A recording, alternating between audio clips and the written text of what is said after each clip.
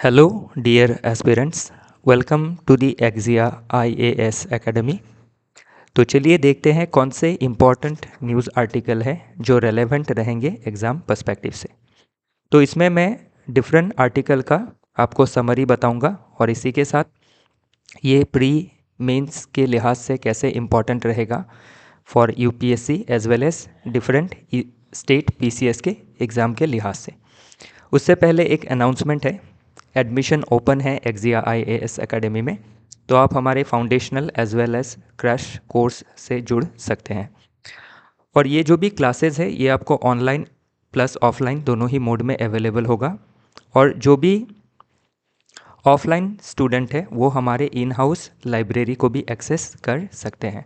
और इसी के साथ मॉक टेस्ट, आंसर राइटिंग, ऐसे राइटिंग, तो ये जो भी मॉक टेस्ट है, आंसर राइटिंग और ऐसे राइटिंग है, ये आपको जैसे जैसे आपका सिलेबस कवर होते जाएगा, डिफरेंट जीएस पेपर कवर होते जाएगा, उसी के साथ करवाया जाएगा। और 1-to-1 मेंटरशिप भी प्रोवाइड की जाएंगी जिसमें आप आपके जितने भी डाउट है वो आपको कैटर कर दिया जाएगा। इसी के साथ जो भी स्टडी मटेरियल है वो हम अपने तरफ से प्रिपेयर करेंगे और आपको वो प्रोवाइड करेंगे। इसके लिए आपको अलग बुक्स के ऊपर रिलाई करने की ज़रूरत नहीं है। जो भी क्लासेस होगा और जो भी नोट्स प्रिपरेशन होगा वो एक्सपर्ट फैकल्टी द्वारा की जाएंगी जिनको एग्ज़ाम के सिलेबस के बारे में, एग्ज़ाम का फर्स्ट हैंड एक्सपीरियंस है, प्री का हो, मेंस का हो, इंटरव्यू का हो। तो इससे क्या है, आपको जो भी चीज़ें हैं बेटर तरीके से प्राप्त होंगी। फर्दर आपका कोई अगर क्वेरी है एडमिशन रिलेटेड और चीज़ों को आप डिटेल में जानना चाहते हैं तो आप कांटेक्ट कर सकते हैं हमारे एडमिशन डेस्क में, जिसका नंबर है 6002417488। तो चलिए देखते हैं आज का पहला आर्टिकल। तो आज का पहला आर्टिकल कहता है, how do habitual offender laws discriminate. तो जो हैबिचुअल ऑफेंडर लॉ है वो कैसे डिस्क्रिमिनेट करता है ट्राइबल पीपल के साथ। तो ये जो आर्टिकल है ये आपके प्री और मेंस दोनों ही लिहाज से इम्पॉर्टेंट है और ये आपका GS paper 1, GS paper 2 as well as GS paper 4 को कवर करता है। तो इसमें अभी क्या है कि जो हैबिचुअल ऑफेंडर लॉ है तो इसका रूट क्या है वो पहले हमें समझना ज़रूरी होगा। तो चलिए चलते हैं कॉलोनियल समय पे। तो कॉलोनियल समय पे जब कॉलोनी रूल कर रही थी इंडिया में, कॉलोनियल पावर्स रूल कर रहे थे, तो उस समय वो इंडिया के डिफरेंट रीजन में एक्सपैंड कर रहे थे। तो उसी दौरान जो कॉलोनियल पावर थी वो डिफरेंट जो ट्राइबल रीजन है उसमें भी एक्सपैंड कर रहे थे। तो अभी जो ट्राइबल पॉपुलेशन है ये बहुत ही इंडिपेंडेंट पॉपुलेशन है जो अपने कल्चर से, अपने जो नेचर है उससे बहुत लगाव रखते हैं। तो ट्राइबल पॉपुलेशन ने जो ब्रिटिश का एक्सप्लॉयटेशन पॉलिसी था, जो एक्सपेंशनिस्ट पॉलिसी था, उसके अगेंस्ट रिटेलिएट किया। और तभी क्या हुआ, आपके ब्रिटिशर्स ने क्रिमिनल ट्राइब एक्ट को इनेक्ट किया इन 1871। और जो ट्राइब ब्रिटिशर्स के खिलाफ जाती थी उनको क्रिमिनल ट्राइब डिक्लेयर कर दिया गया, मतलब पूरा कम्युनिटी को ही क्रिमिनल डिक्लेयर कर दिया गया, जो कि बहुत ही डिस्क्रिमिनेटरी था। तो अभी जो भी उस कम्युनिटी में पैदा होता था वो पैदाइशी क्रिमिनल करार कर दिया जाता था under this criminal tribes act of 1871। तो ये एक तो ह्यूमन डिग्निटी के खिलाफ है, इक्वालिटी के खिलाफ है और ये डिस्क्रिमिनेशन करता है। तो इसीलिए क्या हुआ, जब देश आज़ाद हुआ तब देश ने 1952 में, भारत की सरकार ने 1952 में इसको रिपील कर दिया, इस लॉ को हटा दिया। लेकिन इसका लेगेसी अभी भी हैबिचुअल ऑफेंडर लॉ, जो डिफरेंट स्टेट के डिफरेंट हैबिचुअल ऑफेंडर लॉ है उसके तहत अभी भी ये क्रिमिनल ट्राइब्स एक्ट का आपका लेगेसी देखा जाता है। तो हाल ही में क्या किया, सुप्रीम कोर्ट ने आपका स्टेट्स को डायरेक्शन दिया कि जो ये हैबिचुअल ऑफेंडर एक्ट है जिसके तहत क्या कर दिया जाता है, एक कम्युनिटी को टारगेट किया जाता है, एक पर्टिकुलर ट्राइबल ग्रुप को या इंडिजिनियस ग्रुप को टारगेट किया जाता है कि वो हैबिचुअल ऑफेंडर है या उनके ऊपर सस्पिशन रखती है पुलिस कि कोई भी आपका क्राइम हुआ तो पहले उनको ही अरेस्ट करेंगी, कोई सबूत हो या ना हो। तो इससे क्या होता है, आपका जो आर्टिकल 14 है, equality before law and equal protection of law की बात कहता है, वो वायलेट होता है। फिर हमारा जो फंडामेंटल राइट है आर्टिकल 15, राइट अगेंस्ट डिस्क्रिमिनेशन, वो वायलेट होता है, क्योंकि इसमें क्या हो रहा है, आपके डिफरेंट जो ग्रुप है जिसको हैबिचुअली ऑफेंडर बता दिया गया है लॉ में, उनके अगेंस्ट डिस्क्रिमिनेशन है ये। क्योंकि डेमोक्रेसी में सभी क्या है, इक्वल है। जब तक कोई गिल्टी प्रूव नहीं हो जाता है तब तक वो इनोसेंट है। लेकिन इस तरह से किसी को लॉ बना के ब्लैंकेट तरीके से अगर क्रिमिनल या फिर हैबिचुअल ऑफेंडर डिक्लेयर कर दिया जाए तो इससे क्या होता है, आर्टिकल 21 लोगों का जो right to life with dignity है वो वायलेट होता है। तो अभी हमारा जो आर्टिकल 13 है इंडियन कॉन्स्टिट्यूशन का, जो फंडामेंटल राइट्स के तहत है पार्ट 3 में, तो 13 में क्या कहा गया है कि कोई भी लॉ या फिर कोई भी कस्टमरी प्रैक्टिस जो फंडामेंटल राइट्स के अगेंस्ट है, उसको कोर्ट क्या कर सकती है, नल एंड वॉइड डिक्लेयर कर सकती है या फिर अनकॉन्स्टिट्यूशनल डिक्लेयर कर सकती है। हालांकि अभी इसको अनकॉन्स्टिट्यूशनल डिक्लेयर नहीं किया गया है, लेकिन स्टेट को डायरेक्टिव या फिर डायरेक्शन दिया गया है कि स्टेट क्या करे, अपना जो से है या फिर व्यू है वो रखे, अपना एफिडेविट सबमिट करे कि क्यों ये जो लॉ है अभी भी कंटिन्यू है। तो यही मुद्दा इस आर्टिकल में डिस्कस किया गया है। तो अभी ये जो जब ये क्रिमिनल ट्राइब्स एक्ट 1871 को ख़त्म कर दिया गया, उसके बाद जो भी ट्राइब्स पहले 1871 में नोटिफाई थे एज क्रिमिनल ट्राइब, तो उनको डी नोटिफाई कर दिया गया। तो अभी उनको डी नोटिफाइड ट्राइब के हिसाब से जाना जाता है, जिनका सोशियो इकोनॉमिक जो कंडीशन है वो बहुत ही मार्जिनलाइज है। तो अभी इससे क्या है, ये जो ये डी नोटिफाइड का टाइटल दिया है, ये भी एक तरफ से क्या है, आपका डेरोगेटोरी ही है कि एक ग्रुप ऑफ पीपल को आपका ऐसे स्टिग्मेटाइज किया जा रहा है। तो इसके लिए क्या है, सरकार अभी क्या रुख ले रही है, तो इसके लिए आपका एक सीड नाम का स्कीम है, जिसमें आपका scheme for socio economic development of आपका डी नोटिफाइड ट्राइब लिया गया है, जिसके तहत क्या किया जाएगा, सोशियो इकोनॉमिक डेवलपमेंट में ध्यान दिया जाएगा। प्लस ये जो कम्युनिटी है, जो मार्जिनलाइज कम्युनिटी है, इनके लिए आपके डिफरेंट समय पे गवर्नमेंट ने डिफरेंट कमेटी भी फॉर्म की है, जैसे रेनिकी कमीशन, जाजा कमेटी।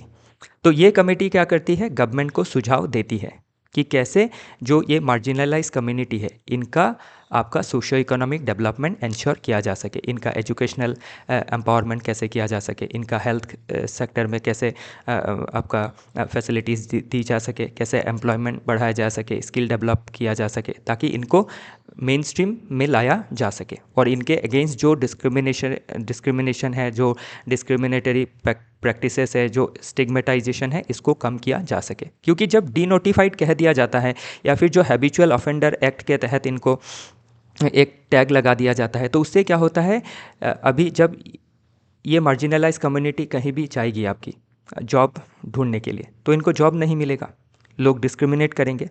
तो फर्दर क्या है, जो डिस्क्रिमिनेशन है वो एग्रावेट होते जाएगा। तो ज़रूरी है कि ये जो ट्राइबल भाई बहन हैं, इनका सोशियो इकोनॉमिक डेवलपमेंट इंश्योर किया जाए, इनके जो राइट्स का वायलेशन हो रहा है आर्टिकल 14, 15, 19, उसको ठीक किया जाए। ओके, तो अभी आपका पर्टिकुलरली ये जो प्रोविज़न है ना, इनको ध्यान में रखना बहुत ज़रूरी है। जो भी लॉ है, ये लॉ में क्या प्रोविज़न था और जो नया लॉ है वो कैसे डिस्क्रिमिनेट कर रहे हैं, फिर इसमें सुप्रीम कोर्ट का क्या वर्डिक्ट है या फिर क्या डायरेक्टिव्स है, ये समझना ज़रूरी हो जाता है। और गवर्नमेंट ने कौन सी स्कीम्स ली है, क्योंकि ये सभी चीज़ें प्रीलिम्स में पूछी जा सकती है। और मेंस में क्या है, ओवरऑल आपके जीएस पेपर 1 में इनके सोशियो इकोनॉमिक डेवलपमेंट के लिए गवर्नमेंट ने कौन से स्टेप्स ली है, या फिर आज के समय पे इनका जो सोशियो इकोनॉमिक इनके लाइफ में क्या सोशियो इकोनॉमिक चैलेंजेस है, वो पूछा जा सकता है।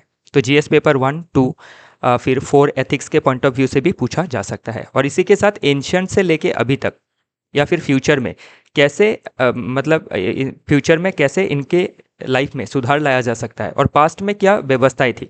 तो एंशिएंट समय में जो गवर्नेंस सिस्टम था उसमें कोई सिस्टमेटिक क्रिमिनलाइजेशन नहीं था किसी भी कम्युनिटी को लेके, जो ब्रिटिशर्स ने कर दिया था under this criminal tribes act. फिर पोस्ट इंडिपेंडेंस में क्रिमिनल ट्राइब्स एक्ट को हटाया गया, लेकिन फिर भी क्या है, आपके जो हैबिचुअल ऑफेंडर लॉज है डिफरेंट स्टेट के, वो अभी भी कंटिन्यू है। तो उसको हटाना ज़रूरी है ताकि आपका आर्टिकल 14, 15 और 21 को इंश्योर किया जा सके, और उसके साथ आर्टिकल 19 को भी इंश्योर किया जा सके, क्योंकि आर्टिकल 19 फ्री मूवमेंट के बारे में कहता है। लेकिन जब हैबिचुअल ऑफेंडर बना देंगे, उनके ऊपर आप नज़र रखेंगे, तो उनका जो राइट टू फ्री मूवमेंट है वो वायलेट होता है। ओके, और इसी के साथ आप इंटरनेशनल जो ट्रीटीज एंड कन्वेंशन है वो क्या कहती है, जैसे यूडीएचआर है, universal declaration of human right 1948, तो ये right to equality and dignity के बारे में कहती है। फिर जो आईसीसीपीआर है, international covenant on civil and political right, जो 1966 में यूएन ने पास किया, तो ये क्या है, प्रोटेक्शन फ्रॉम आर्बिट्रेरी डिटेंशन है, कि जो मनमाना अरेस्ट होता है, कि जब मन किया अरेस्ट कर लिया, तो उसके अगेंस्ट राइट देता है। फिर रेनकी कमीशन जो है, फिर जाजा कमेटी है, तो ये भी क्या करती है, रिपोर्टेड कंटिन्यूड क्रिमिनलाइजेशन ऑफ डीएनटीज, तो जो डी नोटिफाइड ट्राइब है उनका कंटिन्यूड क्रिमिनलाइजेशन चल रहा है, जो राइट्स के खिलाफ है, जो डेमोक्रेसी के खिलाफ है। ओके, तो बाकी इसमें एक आपको मॉडल क्वेश्चन आंसर भी दिया गया है, जो पास्ट में पूछा जा चुका है ऑलरेडी। मॉडल आंसर दिया गया है, क्वेश्चन तो पास्ट में आ चुका है। तो इसमें आपका analyse how colonial laws continue to impact the Indian legal system, तो इसमें इन जनरल क्वेश्चन दिया है। आप देख सकते हैं कि कॉलोनियल लॉ कैसे कंटिन्यू कर रही है, जैसे आपका हैबिचुअल ऑफेंडर लॉ, फिर आपका सेडिशन लॉ जो है वो भी अभी भी कंटिन्यू है। फिर आपका जो सीआरपीसी, आईपीसी था, उनको हाल ही में रिप्लेस किया गया विथ बीएनएस, भारतीय न्याय संहिता, भारतीय नागरिक सुरक्षा संहिता, फिर भारतीय साक्ष्य अधिनियम। तो ये रिप्लेसमेंट है आपके आईपीसी के, सीआरपीसी के और एविडेंस एक्ट के। तो कैसे कॉलोनियल जो लेगेसी है उसको ख़त्म किया जा रहा है, बट अभी भी जो बरकरार है उसको ख़त्म किया जाना ज़रूरी है। तो जो जन विश्वास बिल हमने पढ़ा था ना, कि जन विश्वास बिल 1 कंप्लीट हो चुका है, अभी 2 आने वाला है, उसके बाद 3 आने वाला है। तो इससे क्या करना है, हमें जो भी ड्रैकोनियन लॉज थी कॉलोनियल समय की, जो हैंगओवर अभी तक है, उसको हटाना ज़रूरी है। तो उसके ऊपर इन जनरल क्वेश्चन पूछा जा सकता है। चलिए देखते हैं नेक्स्ट आर्टिकल। नेक्स्ट आर्टिकल बात करता है ग्लोबल ट्रेड डिसऑर्डर के बारे में। तो अभी जो ग्लोबल ट्रेड डिसऑर्डर है वो क्यों दिखाई पड़ रहा है, because of America's mega policy, जो मेक अमेरिका ग्रेट अगेन है, और जो अमेरिका फर्स्ट पॉलिसी है, उसके तहत अमेरिका क्या कर रही है, जो पॉलिसीज ले रही है वो आपकी यूनिलैटरल है, इनवर्ड लुकिंग है, जिसके तहत वो क्या कर रहे हैं, डिफरेंट देशों के ऊपर डिस्टॉर्टेड तरीके से टैरिफ बढ़ा रहे हैं। फॉर एग्जांपल चाइना के ऊपर हो, मैक्सिको के ऊपर हो, कनाडा के ऊपर हो, तो इससे ग्लोबल जो ट्रेड सिनेरियो है उसमें एक डिसऑर्डर दिखाई दे रहा है। तो आप देख सकते हैं डोमेस्टिक लेवल में भी क्या है, देश की इकोनॉमी का हालत जो, या फिर जो ग्रोथ रेट है वो कम है, क्योंकि आज के समय पे जो इकोनॉमी है वो ग्लोबलाइजेशन के तहत इंटरकनेक्टेड है। तो अमेरिका जैसी जो कंट्री है जिसके साथ बाकी देशों का इकोनॉमी बहुत ज़्यादा डिपेंड करता है, क्योंकि आपका इंपोर्ट एक्सपोर्ट होता है, कनेक्टेड है, तो इससे क्या होता है, बाकी देशों के ट्रेड में भी इम्पैक्ट पड़ता है, और इससे क्या होता है, ग्लोबल लेवल में ट्रेड में एक आपका केओटिक सिचुएशन या फिर डिसऑर्डर देखा जाता है। तो वही सभी चीज़ें इसमें मेंशन की गई हैं। तो इन फ्यूचर क्या है, आप ओवरऑल मेंस में एक क्वेश्चन एक्सपेक्ट कर सकते हैं इकोनॉमिक के लिहाज से। तो अभी इसमें ये जो भी आर्टिकल है, इसमें आपका जो रजत जी है, इन्होंने बहुत सारे एस्पेक्ट को इसमें समेटा है। तो अभी ये आर्टिकल समझने के लिए आपको क्या है, डिफरेंट की टर्म्स और उनके एक्सप्लेनेशन समझना ज़रूरी है। तो इसीलिए आपकी सहूलियत के लिए जो भी की टर्म्स है, जैसे फ्री ट्रेड क्या होता है, फेयर ट्रेड क्या होता है, टैरिफ क्या होती है, कंपैरेटिव एडवांटेज क्या होता है, इसके बारे में आपको इसमें दे दिया गया है। तो अभी कंपैरेटिव एडवांटेज के बारे में इस आर्टिकल में चर्चा किया गया है, कि जो भी आपके ग्लोबल लेवल में अभी अमेरिका जो भी यूनिलैटरल आपकी डिसीजंस ले रही है, उससे अमेरिका को भी नुकसान है, क्योंकि अब कंपैरेटिव एडवांटेज थ्योरी क्या कहता है कि हर देश क्या है, सभी देश के पास कुछ ना कुछ एडवांटेजेस रहता है, और उस हिसाब से उस देश में स्पेशलाइजेशन होता है इकोनॉमी के लिहाज से। तो अभी अमेरिका में, अभी आईफोन का अगर आप एग्जांपल ले, तो अभी साइंस एंड टेक्नोलॉजी में अमेरिका बहुत आगे है।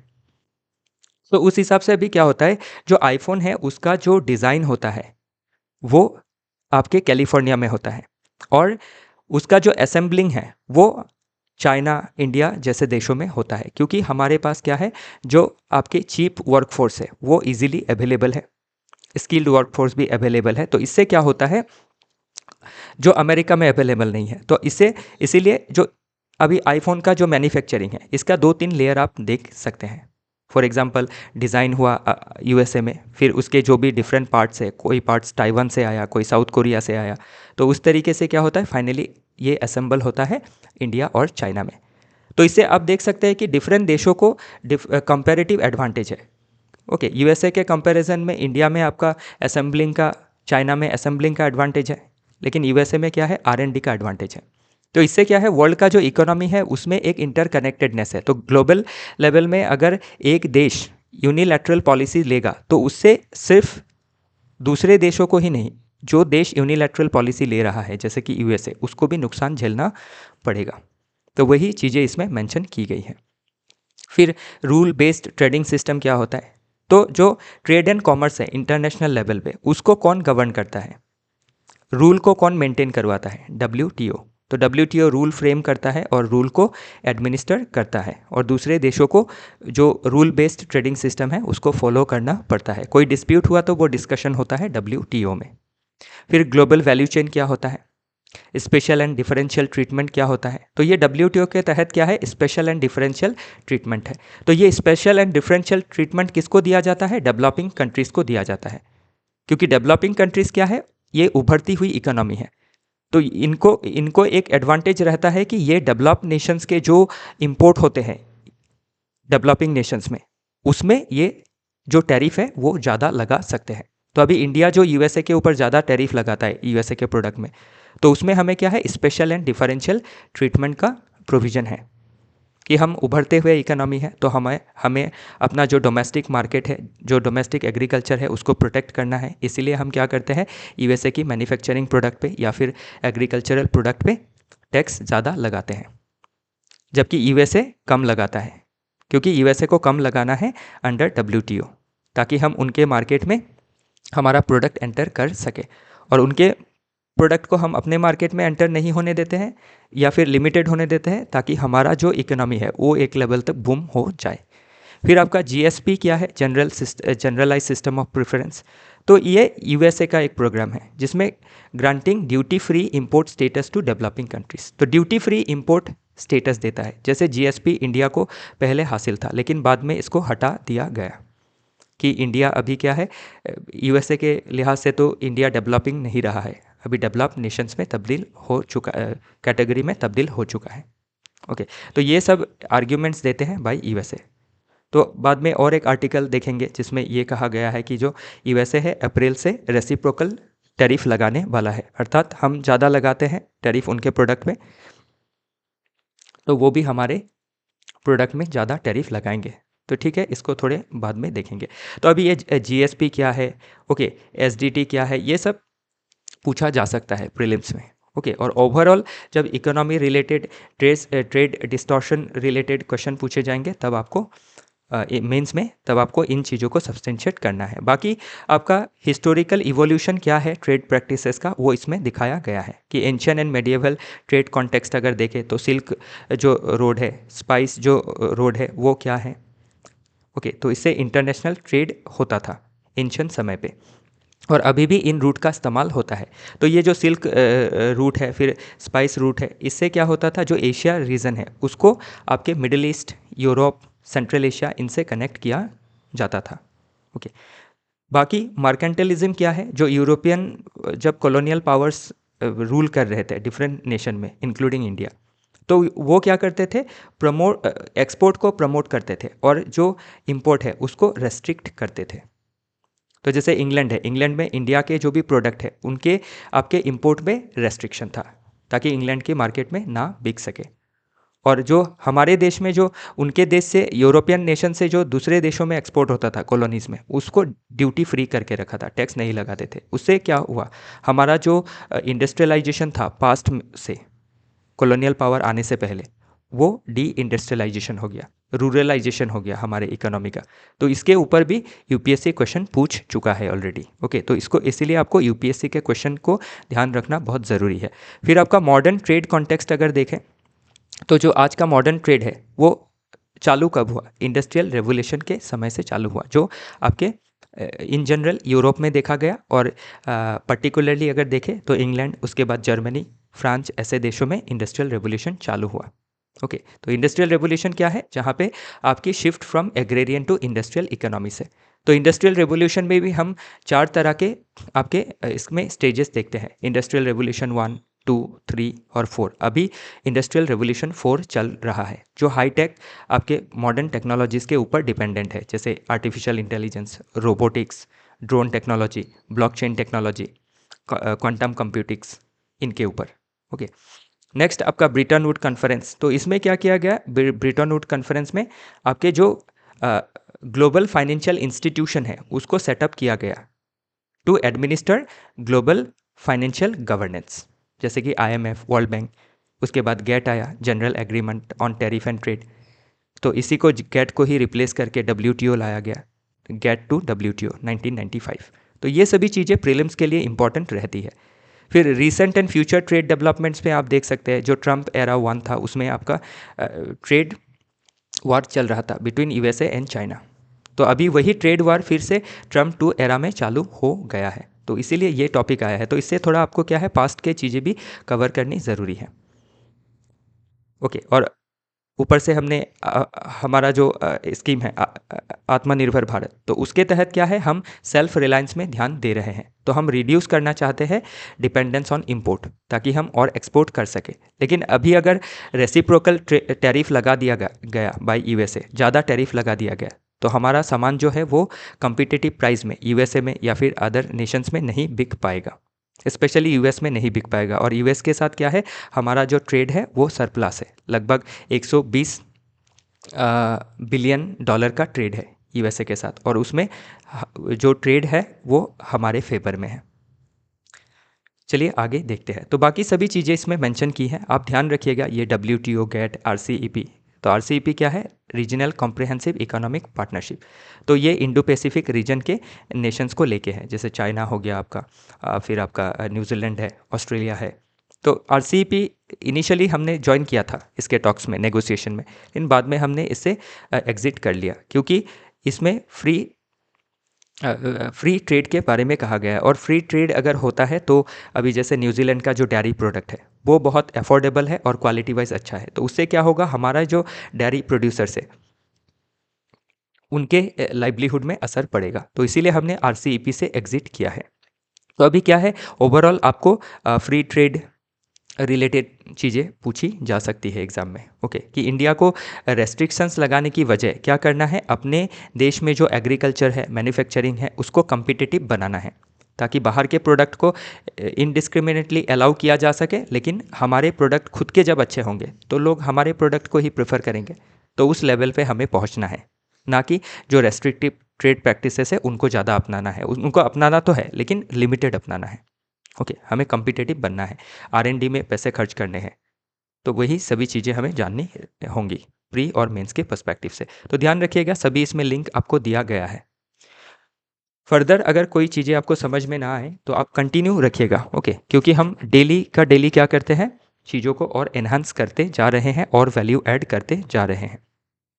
नेक्स्ट आर्टिकल बात करता है the assault on multiculturalism and international law. तो कैसे जो US की यूनिलैटरल पॉलिसीज़ है वो मल्टीलैटरलिज्म के अगेंस्ट जा रही है, इंटरनेशनल लॉ या फिर जो रूल बेस्ड ऑर्डर है उसके अगेंस्ट कैसे जा रही है, और कैसे एक केओटिक एनार्की का माहौल क्रिएट कर रही है, उसके बारे में ये आर्टिकल बात करता है। और ये जो अभी USA का जो भी यूनिलैटरल पॉलिसीज़ है, जो भी आइसोलेशनिस्ट पॉलिसीज़ है, और उसके वजह से जो मल्टीलैटरल इंस्टीट्यूशंस में, जैसे मल्टीलैटरलिज्म को इंश्योर कौन करता है, UNO इंश्योर करता है, IMF है, वर्ल्ड बैंक है, जो मल्टीलैटरलिज्म और इंटरनेशनल लॉ को इंश्योर करते हैं। तो अभी इन इंस्टीट्यूशन से US जैसा एक बड़ा रेस्पॉन्सिबल पावर अगर एग्जिट करने लगे और यूनिलैटरल डिसीजन लेने लगे, तो क्या होता है, ग्लोबल एरिना में एक एनार्की क्रिएट हो जाता है। और इस एनार्की के समय में या फिर डिक्लाइनिंग ऑफ मल्टीलैटरलिज्म के समय में इस जो वैकम है इसको फील कौन करेगा? तो अभी चाइना क्या है, इसका अपॉर्चुनिटी ले सकता है, लेकिन चाइना क्या है, एक एक्सपेंशनिस्ट पावर है। तो इस समय में इंडिया, साउथ अफ्रीका, ब्राज़ील जैसे देशों को एक अच्छा रोल प्ले करने का मौका मिल रहा है। तो वही चीज़ें इसमें मेंशन की गई है कि जो G20 का फॉरेन मिनिस्टर मीटिंग था फरवरी 2025 में था जोहान्सबर्ग, साउथ अफ्रीका में। तो उसमें हमारे एक्सटर्नल अफेयर्स मिनिस्टर साहब ने मल्टी जो भी ग्लोबल लेवल में प्रॉब्लम है, वो चाहे इकोनॉमिक प्रॉब्लम हो या फिर क्लाइमेट रिलेटेड प्रॉब्लम हो या टेररिज्म रिलेटेड प्रॉब्लम हो, तो उसको सॉल्व करने के लिए क्या है, मल्टीलैटरलिज्म का बारे में जिक्र किया है कि जो भी डिस्प्यूट है उसको मल्टीलैटरल तरीके से सॉल्व करना ज़रूरी है, डेमोक्रेटिक वे से सॉल्व करना ज़रूरी है। तो वही चीज़ें इसमें मेंशन की गई है कि ये जो भी आपका वैकम क्रिएट हुआ है, इसमें इंडिया कैसे रोल प्ले करके एक कोऑपरेशन इंश्योर कर सकता है। तो इसके रिलेटेड कैसे क्वेश्चन पूछे जा सकते हैं, इसमें मॉडल आपका या प्रीवियस ईयर क्वेश्चन दिया है, प्रीवियस ईयर क्वेश्चन दिया है। तो multilateralism is under threat due to increasing protectionism and unilateral action discuss. तो मल्टीलैटरलिज्म के ऊपर अभी थ्रेट आ रहा है, क्यों? बिकॉज ऑफ प्रोटेक्शनिज्म, जो ट्रेड में प्रोटेक्शनिज्म देखा जा रहा है। फिर जो यूनिलैटरल एक्शंस देखे जा रहे हैं, जैसे कि फॉर एग्जांपल यूएसए ने विड्रॉ किया है फ्रॉम डब्ल्यूटीओ डिस्प्यूट रेजोल्यूशन, फिर आपके पेरिस क्लाइमेट एग्रीमेंट से, फिर आईसीसी के अगेंस्ट सैंक्शन चालू कर दिया है। इसीलिए तो आपका यूएसए ने जो फॉरेन मिनिस्टर लेवल मीट था G20 का साउथ अफ्रीका में, उसको अटेंड नहीं किया, उसको बॉयकॉट किया। तो उससे क्या दिख रहा है कि मल्टीलैटरलिज्म इरोड हो रहा है और यूएस जैसे रेस्पॉन्सिबल जो पावर है वो क्या कर रहे हैं, अपना यूनिलैटरल डिसीजन से एक कैओटिक सिचुएशन ग्लोबल एरिना में क्रिएट कर रहे हैं। तो इसी के साथ ये भी इसमें मेंशन किया गया है, पॉसिबिलिटी है कि यूएनओ से भी यूएसए आपका यूएनओ को भी बॉयकॉट करने लगे। तो अगर यूएनओ को बॉयकॉट किया या फिर यूएनओ से विड्रॉ किया, तो उसका भी क्या है, आपका जो रिप्रकशन है वो क्या करेगा, ग्लोबल ऑर्डर में डिसऑर्डर लाएगा। ओके, तो वही चीज़ें इसमें मेंशन की है। और दूसरा क्वेश्चन आप देख सकते हैं इसमें, India should take advantage of the weakening western hegemony to promote multipolarity. तो इंडिया कैसे रोल प्ले कर सकता है, क्योंकि इंडिया एक उभरता हुआ देश है।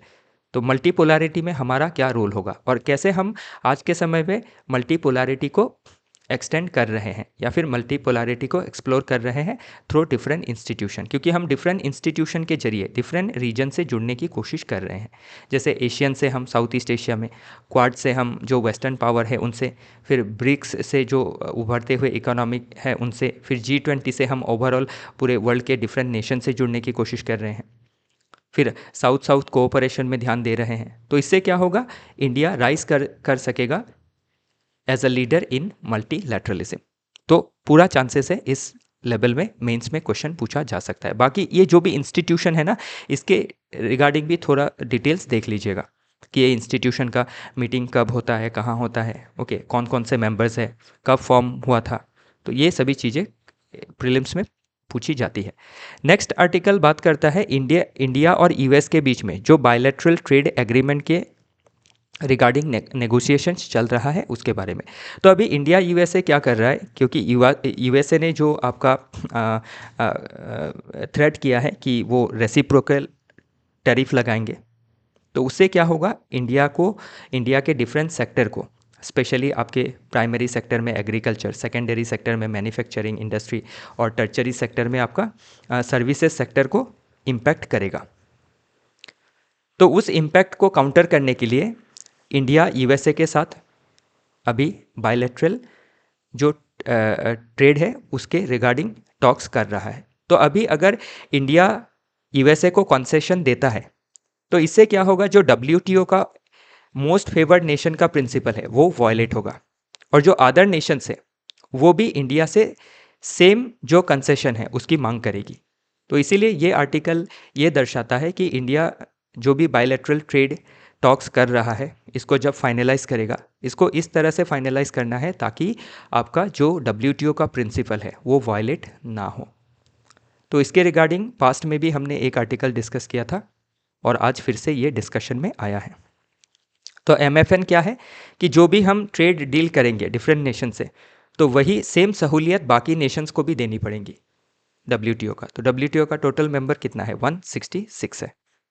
ओके, बाकी डब्ल्यूटीओ के रिगार्डिंग थोड़ा सा आपको इन्फॉर्मेशन देखना ज़रूरी होगा।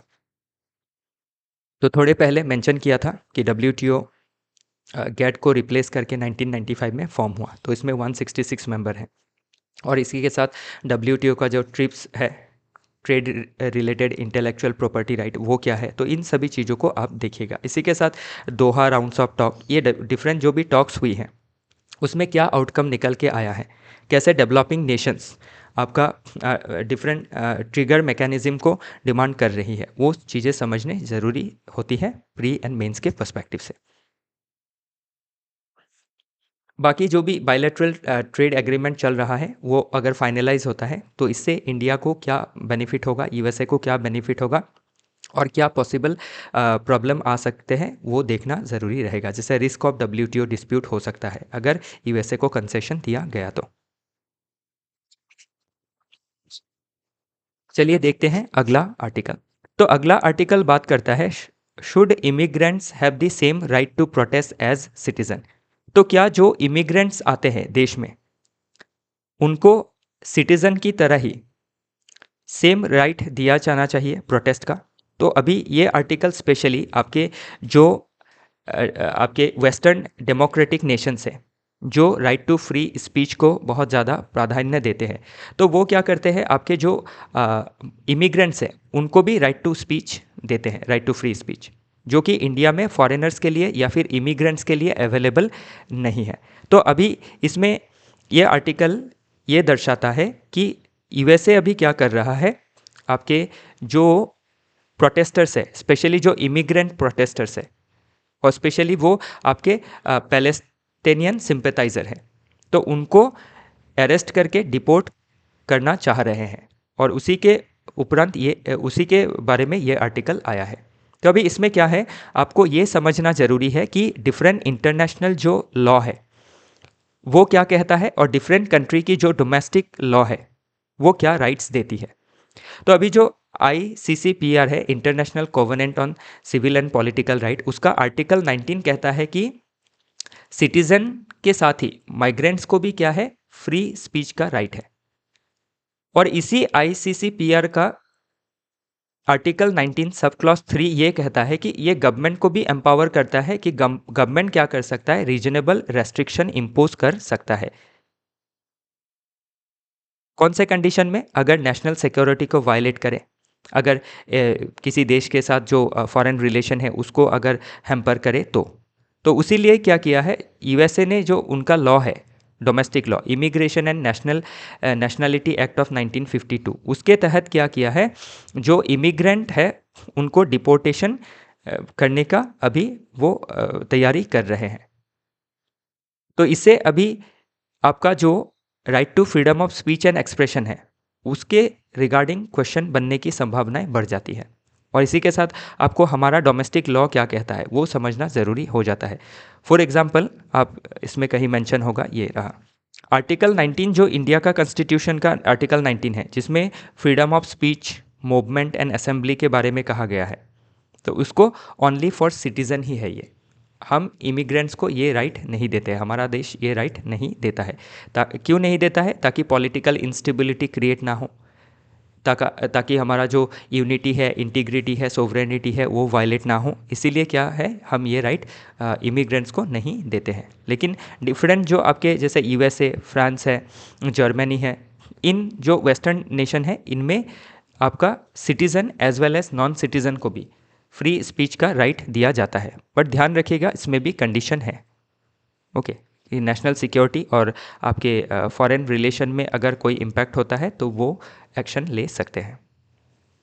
बाकी और हमारा जो लॉ है उसके वो क्या कहता है, जैसे फॉरेनर्स एक्ट इंडिया का है 1946, इसमें भी हम क्या करते हैं, प्रोटेस्ट का राइट इमिग्रेंट्स को नहीं देते हैं। इमिग्रेंट्स आ सकते हैं, घूम सकते हैं, रह सकते हैं, पढ़ सकते हैं, बिजनेस भी कर सकते हैं, लेकिन पॉलिटिकल राइट्स नहीं ले सकते हैं। तो अभी right to freedom of speech and expression, right to assemble, right to protest, ये क्या है, पॉलिटिकल राइट्स है जो इमिग्रेंट्स को नहीं दिया गया है। तो बाकी इसमें जो भी प्रोविजंस है ना, इनको आपको बारीकी से देखना है, प्रीलिम्स में पूछा जा सकता है। और overall right to free speech को आपके फंडामेंटल राइट्स से जोड़ के फिर फ्रीडम फ्रीडम ऑफ प्रेस को जोड़ के क्वेश्चन पूछा जा सकता है, और इमिग्रेंट से भी जोड़ के पूछा जा सकता है, तो इसको भी आपको ध्यान देना है। नेक्स्ट आर्टिकल बात करता है to be imbibed not imposed. तो ये बात करता है अबाउट हिंदी इम्पोजिशन के बारे में। तो अभी हिंदी इम्पोजिशन को लेके स्पेशली जो साउथ है, साउथ में भी तमिलनाडु में आपके इंडिपेंडेंस के पहले से ही प्रोटेस्ट देखा जा रहा है। तो इसमें अभी अगर आप स्पेशली देखें तो एंशियंट समय से कैसे ये चीज़ें डेवलप हुई है। तो एंशियंट समय में आपका संस्कृत क्या था, डोमिनेंट लैंग्वेज था एडमिनिस्ट्रेशन में, रिलीजन में, लिटरेचर में, और प्राकृत जो था वो लिंग्वा फ्रैंका था, आम बोलचाल की भाषा थी, लोगों को कनेक्ट करती थी। फिर जब मुग़ल और दिल्ली सल्तनत और मुग़ल का रूल आया तो उन्होंने पर्शियन को इंट्रोड्यूस किया, और ब्रिटिशर्स जब एंटर किए तो उन्होंने इंग्लिश को इंट्रोड्यूस किया एडमिनिस्ट्रेशन में। और एजुकेशन में भी आपका जो मैक्यूलेस मिनट है 1835, उसमें इंग्लिश एजुकेशन का प्रावधान किया। और जो वुड्स डिस्पैच है उसमें आपका हायर एजुकेशन में इंग्लिश को रखा, लेकिन आपके प्राइमरी एजुकेशन में वर्नाकुलर लैंग्वेज को इम्पोर्टेंस दिया गया। तो बाद में आप इसके बाद क्या डेवलपमेंट हुआ, तो लिंग्विस्टिक नेशनलिज्म डेवलप हुआ, स्पेशली जो बंगाली रेनेसांस है बंगाल में, फिर तमिल रिवाइवलिज्म में। तो आप इसमें पेरियर का रोल भी देख सकते हैं। फिर महात्मा गांधी जी का क्या अप्रोच था, वो एडवोकेट करते थे हिंदुस्तानी लैंग्वेज को, a mix of Hindi and Urdu as the national language. लेकिन ये चीज़ें क्या है, अभी जो साउदर्न स्टेट है वो एक्सेप्ट नहीं करती है। उनको उनका जो कल्चर है वो भी बहुत पुराना कल्चर है, जो लैंग्वेज है वो बहुत पुराना लैंग्वेज है।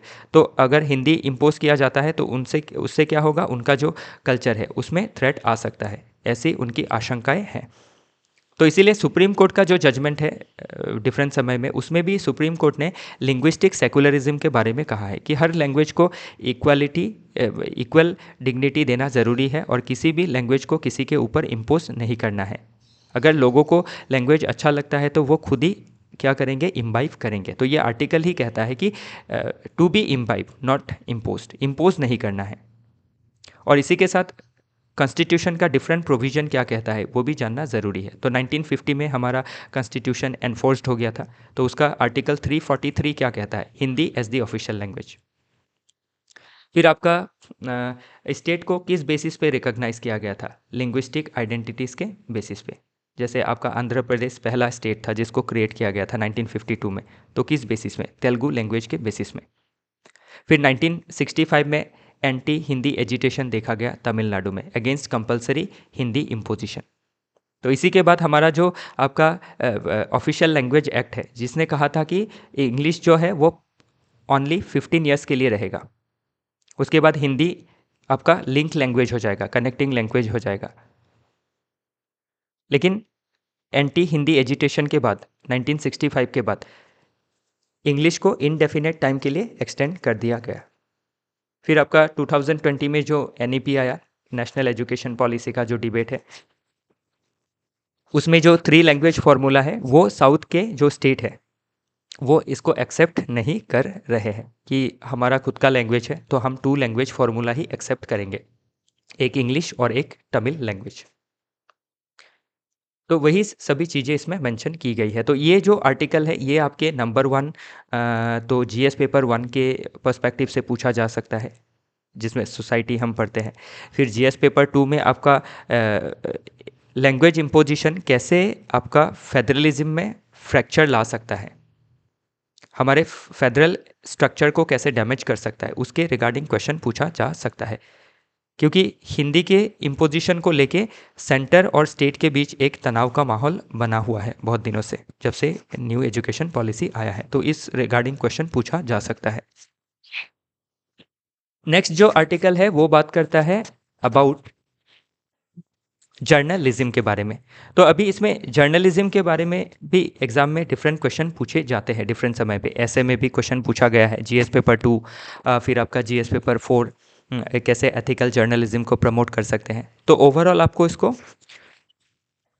प्री और मेंस दोनों के पर्सपेक्टिव से समझना जरूरी है। तो इसका अगर हम हिस्टोरिकल एवोल्यूशन देखें तो एंशियंट एंड मेडिएवल टाइम में जर्नलिज्म का कैसे डेवलपमेंट हुआ था। तो उस समय आज के जैसा मॉडर्न जर्नलिज्म तो नहीं था, फिर भी हम क्या है, जो आपके ओरल ट्रेडिशन है, इंस्क्रिप्शन है, जैसे अशोकन एडिक्स है जो मनुस्क्रिप्ट है, फिर आपके कोर्ट जो पोएट है वो जो लिखते थे, फिर हिस्टोरियंस क्रॉनिकलर्स है, उसमें आपका कल्हनास का राज तरंगिनी है, बाणभट्ट का हर्षचरित है, तो इनको हम क्या रूप से देख सकते हैं, an early form of journalism के रूप में। और मॉडर्न इंडिया में अगर देखें तो फ्रीडम स्ट्रगल के समय जर्नलिज्म का डेवलपमेंट हुआ था, to create awareness, to raise awareness against British policies. तो उसके लिए आपका पहला न्यूज़पेपर था बंगाल गैजेट, जो 1780 में आया था, by James Augustus Hickey, first Indian newspaper. तो ये सभी चीज़ें प्रीलिम्स में पूछी जा सकती हैं। प्लस आपका न्यूज़पेपर ने कैसे रोल प्ले किया था, या फिर जर्नलिज्म ने कैसे रोल प्ले किया था फ्रीडम मूवमेंट में, वो भी पूछा जा सकता है। तब आपको क्या करना है, इन डिटेल को याद रखना पड़ेगा ताकि आप आंसर को सब्सटेंशिएट कर सकें। तो बाल गंगाधर तिलक जी ने 2 न्यूज़पेपर पब्लिश किए थे, केसरी जो मराठी लैंग्वेज में था, और मराठा जो इंग्लिश लैंग्वेज में था। तो इसमें क्या है, थोड़ा कन्फ्यूजन आ जाता है, मराठा देख के लग सकता है कि मराठी लैंग्वेज में होगा, लेकिन ये इंग्लिश में था, केसरी मराठी में था। तो ये क्या एडवोकेट करता था, एडवोकेटेड स्वदेशी, क्योंकि स्वदेशी मूवमेंट में बाल गंगाधर जी ने, तिलक जी ने प्रोमिनेंट रोल प्ले किया था।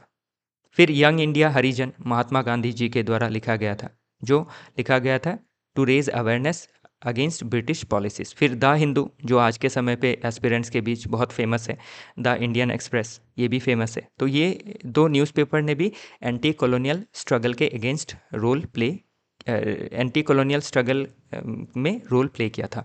फिर आपका प्रेस एंड क्या लॉ आया था, वर्नाकुलर प्रेस एक्ट। तो ये सभी प्रेस को रेस्ट्रिक्शन लाने के लिए लाया गया था। Vernacular press act 1878, Indian press act 1910। Emergency के समय पे भी आप देख सकते हैं कि जो प्रेस फ्रीडम था उसको सप्रेशन किया गया था, सेंसरशिप लगाया गया था, इलेक्ट्रिसिटी जो है वो काट दिया गया था, प्रेस को सीज कर लिया गया था। तो ये सभी चीज़ें आप देख सकते हैं।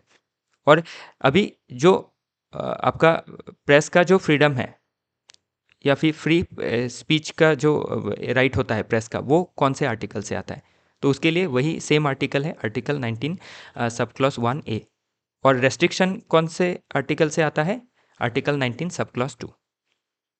और इसी के साथ रामनाथ गोयनका जी का क्या कंट्रीब्यूशन रहा है, स्टूड फॉर प्रेस फ्रीडम। और इसी के साथ आप राजा राम मोहन रॉय जी के बारे में भी मेंशन कर सकते हैं, उन्होंने भी फ्री प्रेस के बारे में, freedom of speech and expression के बारे में कहा था। तो पर्सनालिटी रिलेटेड क्वेश्चन भी पूछी जाती है जीएस पेपर 4 में, जीएस पेपर 1 में। तो इससे क्या है, आप इन चीज़ों को सब्सटेंशिएट कर सकते हैं। बाकी रोल क्या है प्रेस का, media as fourth pillar of democracy कहा जाता है। तो सोशल अवेयरनेस के लिए, डेमोक्रेसी में अवेयरनेस के लिए, इकोनॉमिक अवेयरनेस के लिए प्रेस का बहुत बड़ा भूमिका रहता है। लेकिन क्या है, आपके जर्नलिज्म में भी बहुत सारी प्रॉब्लम देखी जाती है, जैसे आपका येलो जर्नलिज्म, फिर फेक न्यूज़, ओके, फिर आपका पेड न्यूज़। तो ये सभी प्रॉब्लम जो है इसको टैकल करना आज के समय पे ज़रूरी है। तो ये सभी चीज़ें इसमें मेंशन की है, आप देख सकते हैं। फेक न्यूज़, प्रोपागेंडा, ओके, फिर ओके, तो ये सभी चीज़ें इसमें जो भी मेंशन की है आप इसको एक बार देख लीजिएगा। तो इससे क्वेश्चन पहले पूछा जा चुका है, मुझे जहाँ तक ध्यान है यूपीएससी में ऐसे में भी पूछा जा चुका है। ओके, तो चलिए देखते हैं अगला आर्टिकल। तो अगला आर्टिकल बात करता है अबाउट सुनीता विलियम्स जी और विलमोर जी के बारे में, कि उन्होंने कैसे होम कमिंग किया। तो ये कल भी हमने देखा था। तो अभी इसमें स्पेशली जो भी की टर्म्स हैं वो हमें समझनी ज़रूरी होती है। ओवरव्यू इफ़ेक्ट क्या है, ज़ीरो ग्रेविटी या फिर माइक्रो ग्रेविटी क्या है, बोन अभी जो स्पेस में जो एस्ट्रोनॉट रहते हैं उनको क्या हेल्थ के इश्यूज आ सकते हैं, उसके ऊपर प्रीलिम्स में क्वेश्चन बन सकता है। कि जैसे बोन डेंसिटी लॉस होता है, मसल मास लॉस होता है, फिर आपके रेडिएशन की, स्पेस रेडिएशन की वजह से कैंसर का प्रॉब्लम आ सकता है, फिर जेनेटिक डिफॉर्मिटीज़ आ सकती है। तो इन सभी चीज़ों को आपको जानना ज़रूरी रहता है। और इसी के साथ आपका कौन से एस्ट्रोनॉट है जिन्होंने लॉन्गेस्ट टाइम स्पेस में स्पेंड किया है, 437 डेज़ का, कौन से स्पेस स्टेशन में, मीर स्पेस स्टेशन में। तो ये सभी चीज़ें भी आपको जाननी ज़रूरी रहती है क्योंकि प्रीलिम्स में पूछा जा सकता है। तो फिर मैग्नेटोस्फेयर क्या है?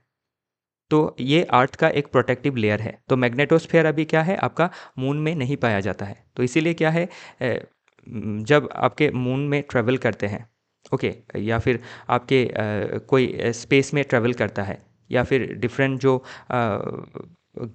आपके प्लानिटरी बॉडी है उसमें अगर ट्रैवल करेंगे, तो उसमें क्या है, ये मैग्नेटोस्फेयर नहीं पाया जाता है। और इससे क्या होता है, जो कॉस्मिक रेडिएशन होता है उससे आपके जो एस्ट्रोनॉट है उनके हेल्थ में कैंसर जैसे प्रॉब्लम दिखाई दे सकते हैं। ओके, तो यही चीज़ें इसमें मेंशन की गई है।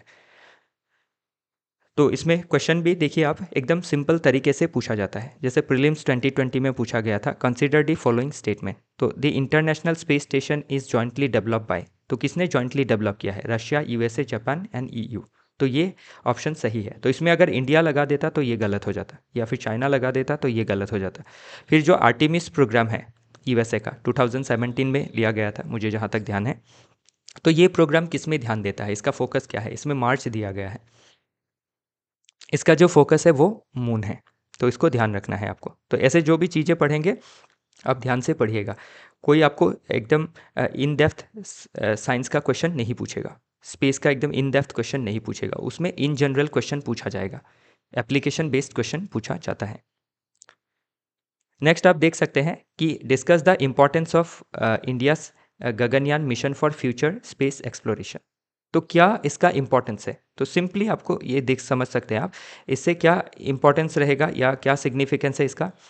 साइंटिफिक एडवांसमेंट होगा इंडिया का, फिर इकोनॉमिक इम्पैक्ट पड़ेगा इससे। कैसे? इंडिया का जो स्पेस इकोनॉमी है वो बूस्ट होगा, फॉरेन जो इन्वेस्टर्स है उनको अट्रैक्ट करेगा। फिर स्ट्रैटेजिक इंपॉर्टेंस में क्या है, enhance national security and space diplomacy में हमें लेवरेज प्रदान करेगा। फिर चैलेंजेस में क्या है, रेडिएशन एक्सपोजर है, फिर जीरो ग्रेविटी में एडाप्शन करना एक मुश्किल काम हो जाता है। तो ये सभी क्या है, चैलेंज आपके, ये दो चैलेंजेस है इसके। बाकी ये सभी इसके सिग्निफिकेंस है या फिर हमें कैसे ये बेनिफिट करेंगे, वो पॉइंट इसमें दिए गए हैं। फिर ethical dilemma in human space exploration क्या है? तो ये जीएस पेपर 4 में ऑलरेडी पूछा जा चुका है 2021 में। तो ये अब देख सकते हैं कि सिंपल लेवल में क्वेश्चन पूछा जाता है, लेकिन हम क्या है, ऐसे ही डरते रहते हैं। बाकी सिविल सर्विस एग्ज़ाम में क्या करना है, पढ़ना ज़्यादा है, क्योंकि मैराथन है ना ये। तो आपको कंटिन्यूसली 1 साल तक पूरे चीज़ों को समझना है, पूरा फाउंडेशन को, वो भी करंट अफेयर्स के साथ। क्योंकि जो भी फाउंडेशन की चीज़ें हैं ना, पूछी तो वही जाएंगी, लेकिन कैसे पूछी जाएंगी, करंट अफेयर्स से लिंक करके। तो अभी ये गगनयान मिशन न्यूज़ में है तो आ सकता है। फिर आर्टिमिस जो मिशन है वो भी न्यूज़ में है तो वो भी पूछा जा सकता है। फिर आपका जैसे one nation one election news में है, पूछा जा सकता है। फिर डिलिमिटेशन पूछा जा सकता है। फिर आपका इलेक्टोरल रिफॉर्म्स रिलेटेड क्वेश्चन पूछे जा सकते हैं। इलेक्टोरल बॉन्ड रिलेटेड क्वेश्चन पूछे जा सकते हैं। फिर आर्टिफिशियल इंटेलिजेंस के रिगार्डिंग क्वेश्चन पूछा जा सकता है। फिर वुमेन एम्पावरमेंट के रिलेटेड जो नारी शक्ति वंदन अधिनियम है, जिसमें 33% रिजर्वेशन दिया गया वुमेन के लिए लोकसभा और स्टेट असेंबली में, तो वो पूछा जा सकता है। तो आपको इससे आइडिया मिल जाता है कि आप जो भी फाउंडेशनल में आपने जो कंसेप्ट लिया उसका कैसे एग्ज़ाम में इस्तेमाल होगा। और प्रीलिम्स में भी क्या है, उसके रिगार्डिंग जो प्रोविज़न है, जो फैक्ट है, डेटा है, वो पूछी जा सकती है विथ कंसेप्ट। तो ये ध्यान रखना है आपको। चलिए देखते हैं नेक्स्ट आर्टिकल। तो नेक्स्ट आर्टिकल बात करता है कि कोचिंग सेंटर को कैसे रेगुलेट किया जाए। तो इसमें राजस्थान कोचिंग सेंटर बिल, तो राजस्थान कोचिंग सेंटर बिल लेके आई है। तो ये बिल जब पास हो जाएगा, एक्ट में तब्दील हो जाएगा। तो इसमें अभी क्या है, इस बिल को क्रिटिसाइज़ किया जा रहा है कि ये जो बिल है इसमें आपको जो कोचिंग इंस्टीट्यूट को जो अकाउंटेबिलिटी सौंपना चाहिए था, जो रेस्पॉन्सिबिलिटी डालना चाहिए था, वो नहीं डाला गया है। तो इसको क्रिटिसाइज़ किया जा रहा है स्पेशली बाय स्टूडेंट फ्रेटर्निटी, फिर स्टूडेंट राइट्स फ्रेटर्निटी, फिर आपके जो पेरेंट्स हैं उनके द्वारा। कि अभी आप कोचिंग में देख सकते हैं कि कोचिंग का कितना ज़्यादा कॉमर्शियलाइजेशन हो गया है, और कोचिंग में बच्चों को इतना ज़्यादा प्रेशर होता है कि वो अगर 1-2 अटैम्प्ट के बाद या फिर एक अटैम्प्ट के बाद भी अगर फेलियर को फेस किया तो वो सुसाइड कर लेते हैं। स्पेशली आपके नीट जेईई में, यूपीएससी या फिर स्टेट पीसीएस लेवल में सुसाइड का संख्या कम देखा जाता है। रीज़न कि आपका तब तक एक जो एस्पिरेंट होता है वो बहुत मैच्योर्ड हो जाता है, क्योंकि ग्रेजुएशन के बाद ही आपको क्या करना होता है, सिविल सर्विसेज एग्ज़ाम देना होता है।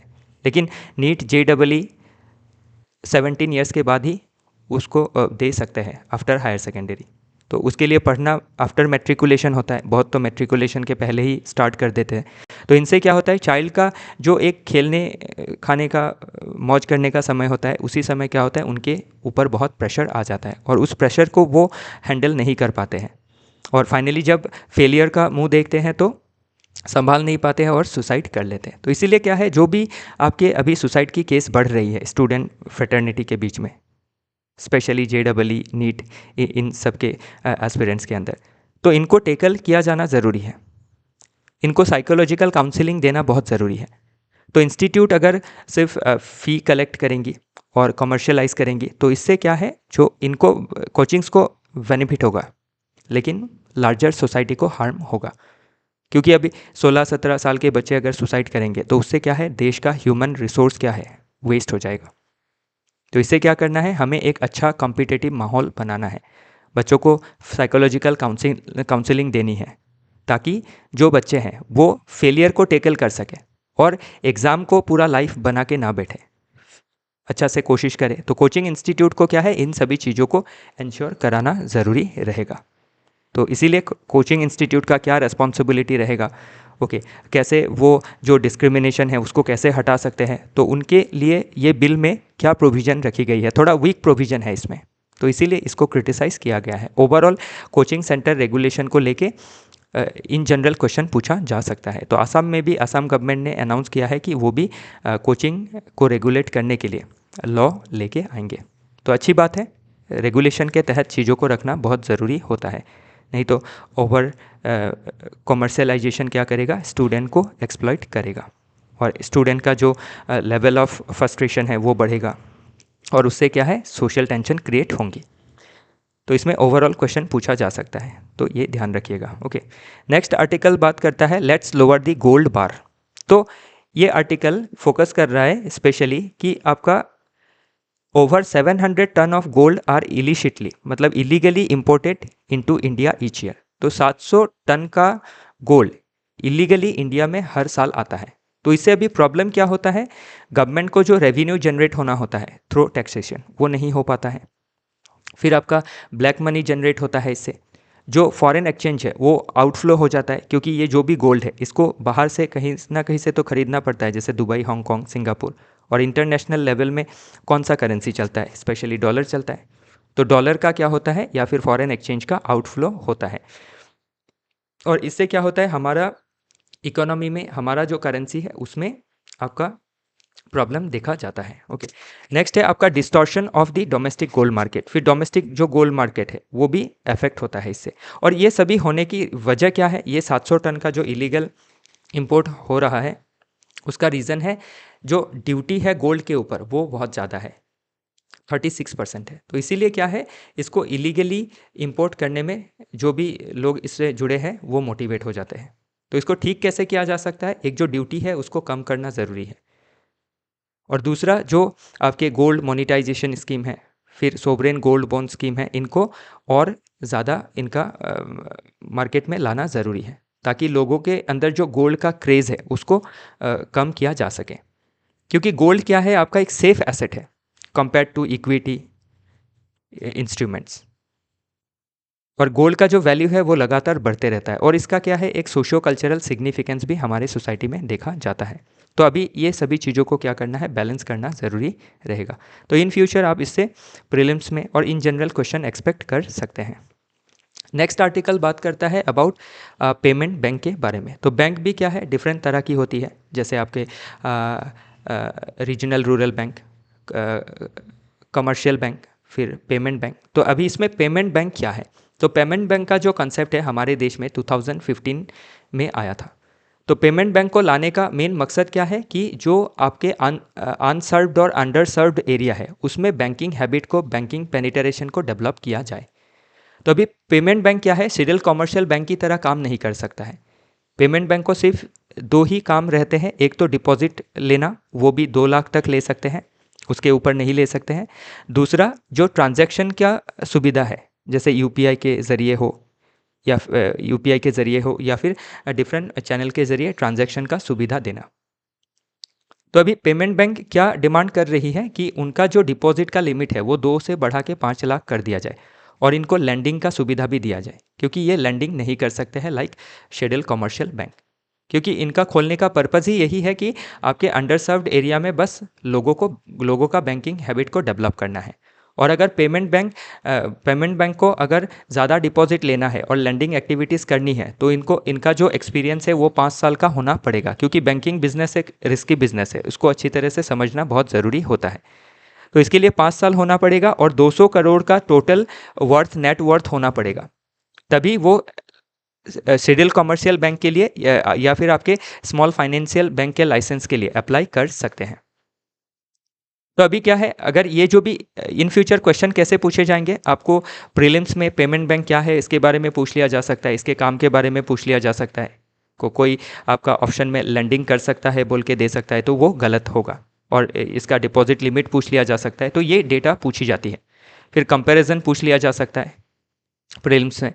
और मेंस में क्या पूछा जा सकता है कि रोल ऑफ पेमेंट बैंक पूछा जा सकता है, और कैसे पेमेंट बैंक को अगर स्मॉल फाइनेंशियल बैंक में तब्दील कर दिया जाए तो कैसे बैंकिंग पेनिट्रेशन और बढ़ेगा और कैसे लोगों का फाइनेंशियल इंक्लूजन होगा।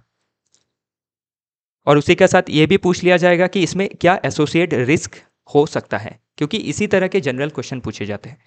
एक पेमेंट बैंक को अगर स्मॉल फाइनेंस बैंक बना दिया गया या कमर्शियल बैंक बना दिया गया तो उससे क्या सहूलियत होगी, कैसे फाइनेंशियल इंक्लूजन होगा, या फिर उसी के साथ पेमेंट बैंक को अगर स्मॉल फाइनेंस बैंक बना दिया गया तो उससे क्या पॉसिबल प्रॉब्लम्स हो सकती है, क्या रिस्क रह सकता है इसका। ओके, तो वो सभी चीज़ें आपको देखना ज़रूरी रहेगा। तो इसमें क्वेश्चन भी क्वेश्चन तो इसमें नहीं दिया गया है शायद, एक मिनट। हाँ, क्वेश्चन नहीं दिया गया है, बाकी कैसे इंपॉर्टेंट हो सकती है, जैसे bridging digital divide, economic growth, gender and financial inclusion, इन सभी चीज़ों में जो पेमेंट बैंक है वो मदद कर सकता है। बाकी जो भी कमेटी है फाइनेंशियल इंक्लूजन को लेके कौन सी कमेटी बनाई गई थी, तो ये कमेटी के बारे में प्रीलिम्स में पूछा जाता है, जैसे नरसिम्हम कमेटी 1991-98, तो ऐसे आ जाएगा कि नरसिम्हम कमेटी, रघुराजन कमेटी और निशिकेत मोर कमेटी, और इसी के साथ आपका जाजा कमेटी भी दे दिया कि ऊपर के कौन से कमेटी आपके बैंकिंग रेगुलेशन से जुड़े हुए हैं। तो 1 2 3 होगा, जाजा कमेटी नहीं होगा।